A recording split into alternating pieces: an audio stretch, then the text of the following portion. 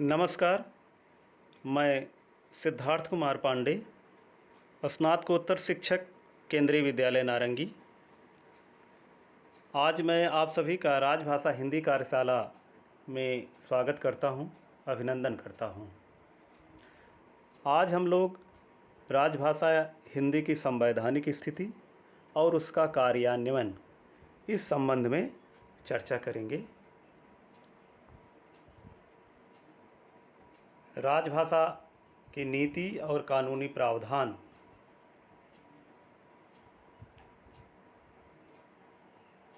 इसमें हम लोग जो चर्चा करेंगे वह होगा भारतीय संविधान में हिंदी की स्थिति, फिर राजभाषा अधिनियम 1963, राजभाषा नियम 1976।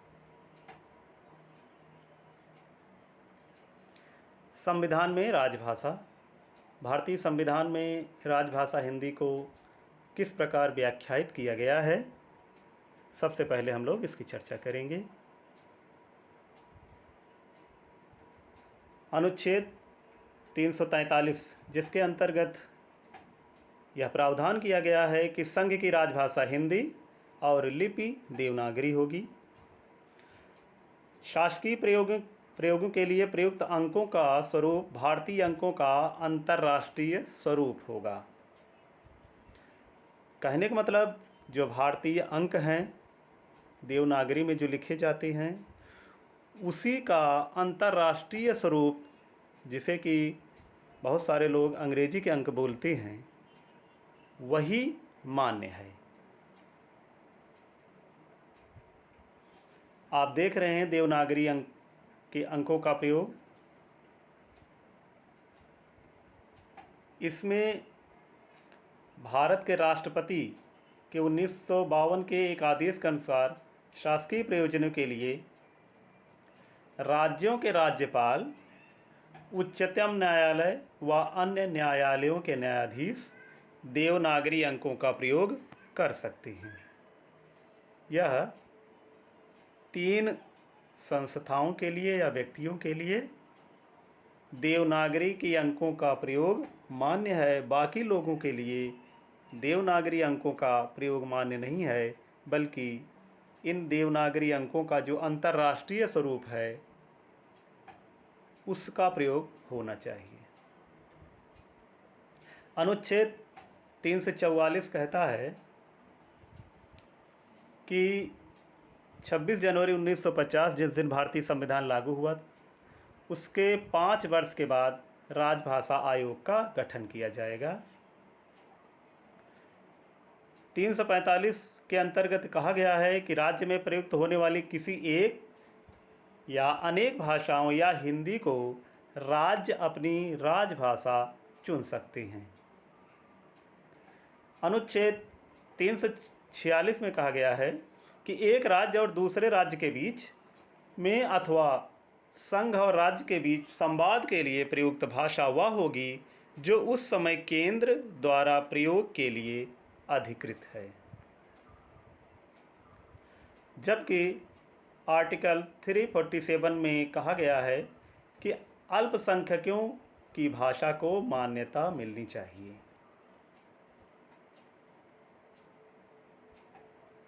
अनुच्छेद 348 में प्रावधान किया गया है कि जब तक संसद विधि द्वारा अन्य उपलब्ध न करे, उच्चतम न्यायालय व उच्च न्यायालयों की कार्यवाहियां अंग्रेजी में ही होंगी।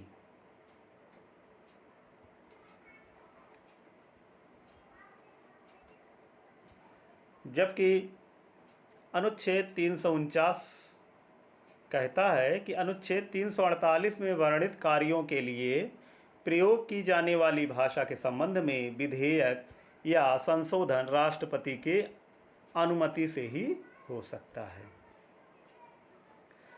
अनुच्छेद 350 में जो प्रावधान है उसमें है व्यथा निवारण के लिए अभ्यावेदन में प्रयुक्त भाषा, प्राथमिक स्तर पर मातृभाषा में शिक्षा और भाषाई अल्पसंख्यकों के लिए विशेष अधिकारी नियुक्त किए जाएंगे।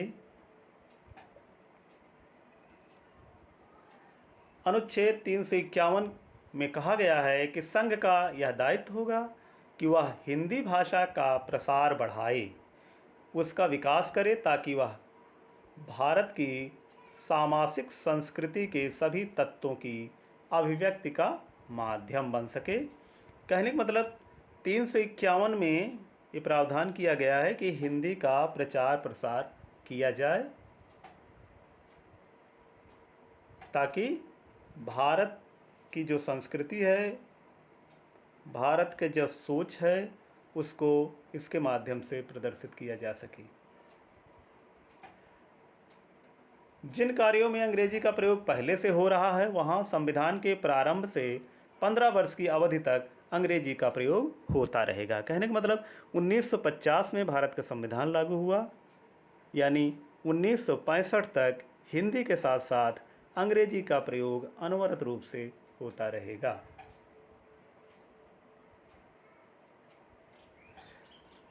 भारतीय संविधान की 8वीं अनुसूची में कुल 22 भाषाएं हैं जिनको की मान्यता दी गई है।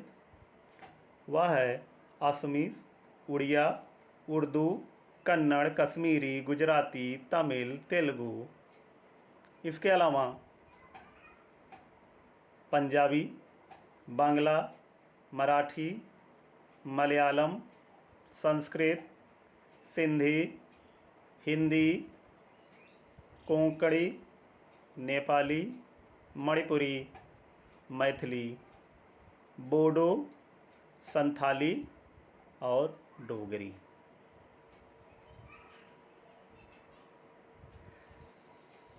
राजभाषा अधिनियम 1963। राजभाषा अधिनियम 1963 में कुल 9 सेक्शन बनाए गए हैं। सबसे पहला, जिसमें धारा 1 व 2 है, उसमें नाम और परिभाषाएं दी गई हैं, और इसमें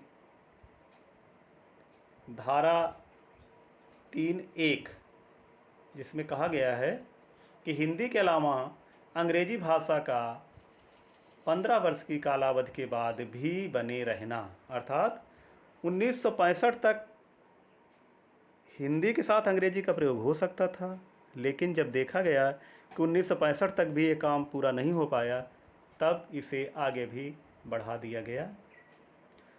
जबकि धारा 3(2) में कहा गया है कि कर्मचारियों को कार्य साधक ज्ञान होने तक उन्हें अनुवाद उपलब्ध कराया जाए, क्योंकि तब तक हिंदी सभी लोग जान नहीं पाए थे, इसलिए उन्हें अनुवाद उपलब्ध कराया जाए। धारा 3(3) में कहा गया है कि केंद्र सरकार के कार्यालयों से जारी वह दस्तावेज जो स्थायी प्रकृति के हैं अथवा जिनका संबंध अधिक लोगों से है, अनिवार्यतः द्विभाषी रूप में जारी किए जाएं। यह बहुत ही महत्वपूर्ण दस्तावेज है, विशेष रूप से केंद्रीय कर्मचारियों के लिए और ख़ास करके केंद्रीय कार्यालयों के लिए, जो कार्यालय में काम करते हैं, जो जिनका उत्तरदायित्व होता है पत्रों का जवाब देना। और धारा 3(3) के अंतर्गत जितने भी कागजात जारी होंगे वह सभी द्विभाषी होने चाहिए, अनिवार्य रूप से द्विभाषी होने चाहिए। यह धारा 3(3) के अंतर्गत क्या प्रावधान किया गया है, इसकी विस्तृत चर्चा यहाँ की जाएगी कि धारा 3(3) के अंतर्गत कौन से पत्र शामिल होते हैं।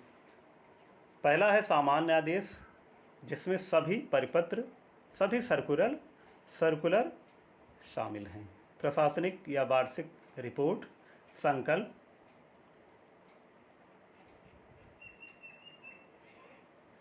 प्रेस रिलीज, संसद के दोनों सदनों के समक्ष प्रस्तुत किए जाने वाले सभी कागजात, करार, लाइसेंस, परमिट, संविदा, निविदा, अधिसूचना, नोटिस, नियम और स्थानांतरण आदेश। ये 14 में से बांटा गया है, 14 भागों में बांटा गया है। इन सब को अनिवार्य रूप से द्विभाषी होना चाहिए, ऐसा भारतीय संविधान में उल्लेख किया गया है। और यह बताया गया है कि अगर इसका उल्लंघन होता है तो कार्यालय प्रमुख इसका उत्तरदायी होगा। धारा 4 में क्या कहा गया है? 1963 धारा 4 कि राजभाषा के संबंध में समिति बनाई जाएगी। धारा 5 में केंद्रीय अधिनियम आदि का अधिकृत अनुवाद किया जाएगा। इसके अलावा धारा 6 में कहा गया है किसी राज्य में यदि हिंदी अंग्रेजी के अतिरिक्त किसी अन्य भाषा में अधिनियम बनता है तो उसका अधिकृत अनुवाद अंग्रेजी के साथ हिंदी में भी जारी होना चाहिए। हिंदी को वैकल्पिक रूप से राज्यपाल प्रयोग कर सकता है।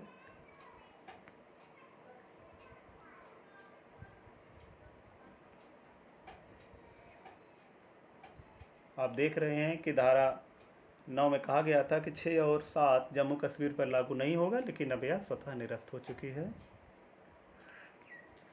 राजभाषा नियम, ये अधिनियम नहीं है बल्कि राजभाषा नियम 1976 है। वही 1963 के अधिनियम में थोड़ा सा संशोधन किया गया है। राज्यों और केंद्र सरकार के बीच पत्राचार, केंद्र सरकार के कार्यालयों के बीच पत्राचार या नियम 3 और 4 में कहा गया है। जबकि नियम 5 जो कि महत्वपूर्ण है, 1976 का नियम 5, यह बहुत महत्वपूर्ण है। नियम 5 बल्कि इसमें जो 5वां पॉइंट है वह है कि हिंदी में प्राप्त पत्रों का उत्तर अनिवार्यतः हिंदी में ही दिया जाना चाहिए। ये बहुत महत्वपूर्ण है।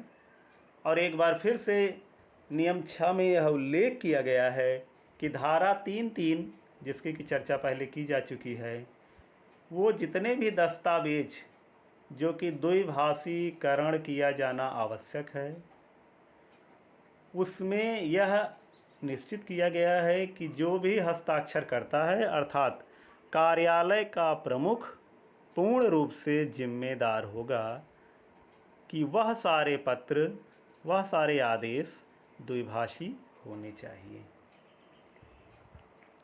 कोई कर्मचारी अपील आवेदन या अभ्यावेदन अंग्रेजी या हिंदी में कर सकता है। दोनों भाषाओं में आप किसी में भी लिख सकते हैं।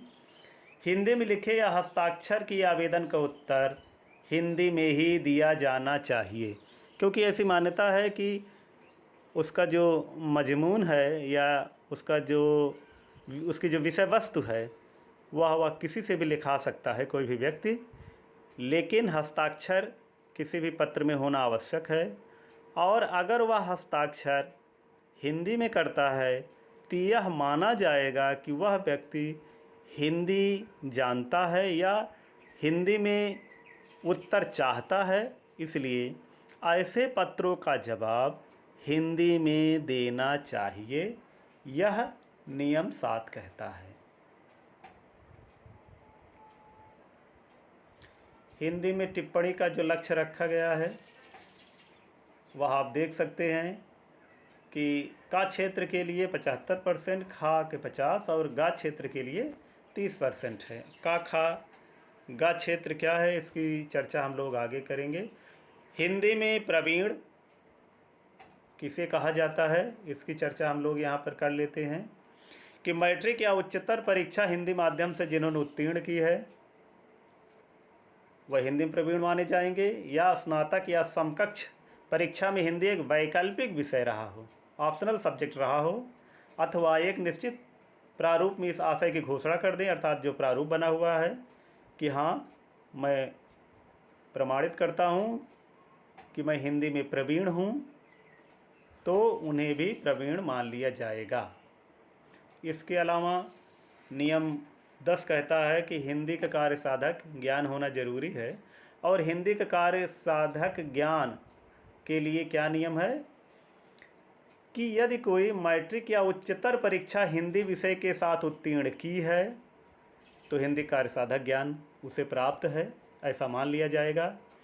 केंद्र सरकार की हिंदी शिक्षण योजना के तहत कोई परीक्षा उत्तीर्ण की है अगर, तब भी वो हिंदी कार्य साधक ज्ञान मान लिया जाएगा, या उसने निश्चित प्रारूप में इस आशय की घोषणा कर दी कि मुझे हिंदी का कार्य साधक ज्ञान प्राप्त है, तब उसे हिंदी कार्य साधक ज्ञान मान लिया जाएगा कि उसने प्राप्त कर लिया है। नियम 11 क्या कहता है कि लेखन सामग्री का द्विभाषीकरण, अर्थात जो भी मैनुअल संहिताएं प्रक्रिया हैं वह सब द्विभाषी होना चाहिए। रजिस्टर फाइलों के प्रारूप और शीर्षक द्विभाषी होने चाहिए। इसके अलावा निम्न मदे अनिवार्यतः द्विभाषी होनी चाहिए। रबर की मुहर, चाहे वह विद्यालय हो चाहे कोई भी कार्यालय हो, वह केंद्रीय कर्मचारियों के लिए बात मैं कर रहा हूँ। केंद्रीय कार्यालयों में जितनी भी रबर की मुहरें हैं सब अनिवार्य रूप से द्विभाषी होनी चाहिए। इसके अलावा साइन बोर्ड अगर है तो वह अनिवार्य रूप से द्विभाषी होना चाहिए। और इस द्विभाषी में भी आप देख रहे होंगे कि ऊपर हिंदी में लिखा जाएगा और नीचे अंग्रेजी में लिखा जाएगा। हिंदी का फॉन्ट अंग्रेजी के फॉन्ट से छोटा नहीं होना चाहिए, यह भी ध्यान देने वाली बात है। पहले हिंदी लिखा जाएगा, बाद में अंग्रेजी लिखा जाएगा। इसके अलावा अगर नामपट्ट भी लिखाना है तो उसमें भी द्विभाषी होना चाहिए। इसके अलावा विजिटिंग कार्ड अगर आप बनाते हैं तो उसका भी यह नियम है कि पहले हिंदी में और उस बाद में अंग्रेजी में लिखा जाएगा।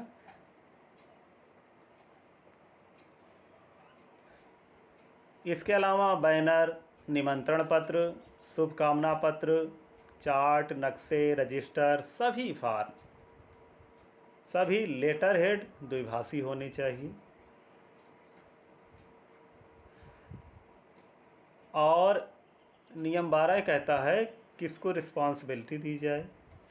यह कार्यालय के प्रशासनिक प्रधान का दायित्व होगा कि वह इन नियमों अधिनियमों का पालन सुनिश्चित करे और इसकी प्रभावशाली जांच के लिए उपाय करे। अर्थात वह यह देखे कि क्या जो ये प्रावधान किए गए हैं उसका पालन हो रहा है अथवा नहीं हो रहा है। अगर नहीं हो रहा है तो उसका अनुपालन कराए, उसका उत्तरदायित्व कार्यालय प्रमुख की होगी।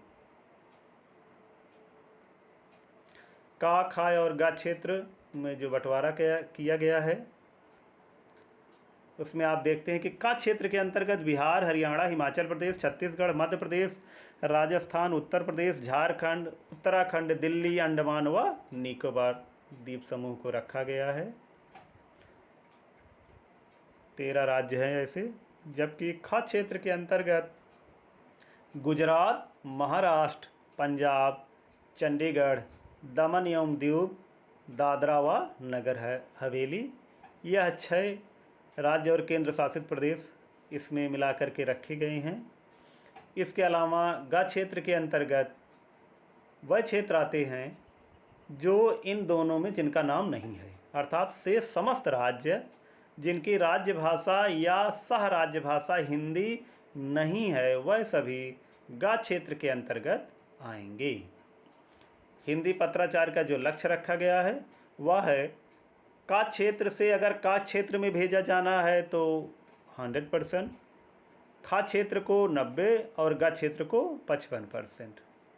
जबकि खा क्षेत्र से 100% और गा क्षेत्र से, इस प्रकार इसमें बंटवारा किया गया है। अगर हम बात करें नॉर्थ ईस्ट की, असम की, तो ये गा क्षेत्र के अंतर्गत आता है।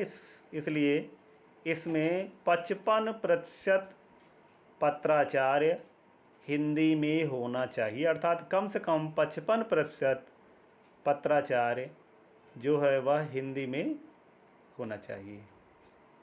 धन्यवाद। आप सभी इस माध्यम से, वर्चुअल मीटिंग के माध्यम से जुड़े और हिंदी कार्यशाला में योगदान दिया, सहयोग किया, भाग लिया। मैं आप सभी का बहुत बहुत धन्यवाद ज्ञापित करता हूँ। बहुत बहुत धन्यवाद आपको।